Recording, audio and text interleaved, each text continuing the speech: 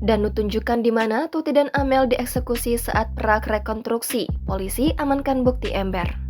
Yosef Hidayat, suami sekaligus ayah dari korban pembunuhan ibu dan anak di Subang yakni Tuti Suhartini dan Amalia Mustika Ratu sudah ditetapkan sebagai tersangka kasus Subang oleh penyidik Polda Jabar.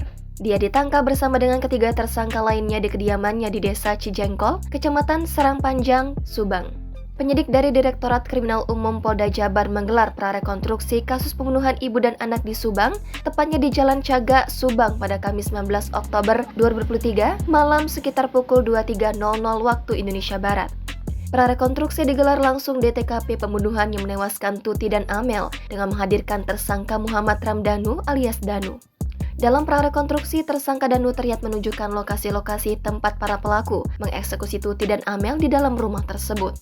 Dirkrimum Polda Jabar, Kombes Surawan mengatakan prarekonstruksi ini dilakukan untuk melihat secara langsung gambaran di TKP. Tadi kami bawa satu tersangka yakni Ramdhanu atau Danu untuk menunjukkan di lokasi mana saja kedua korban dieksekusi oleh para pelaku, kata Surawan pada Kamis 19 Oktober malam. Prarekonstruksi yang digelar berlangsung sekitar setengah jam. Danu menunjukkan lokasi mana saja proses pembunuhan tersebut terjadi.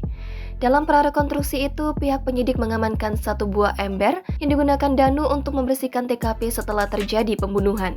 Setelah prarekonstruksi, tersangka Danu langsung kembali digiring ke mobil Fortuner hitam yang meluncur ke arah Jalan Cagak menuju Bandung. Dari pantauan Tribun Jabar, saat prarekonstruksi berlangsung tak ada seorang pun warga yang menyaksikan.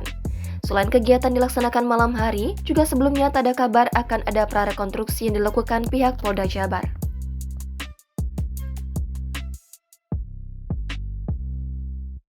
Download Tribun X sekarang, menghadirkan lokal menjadi Indonesia.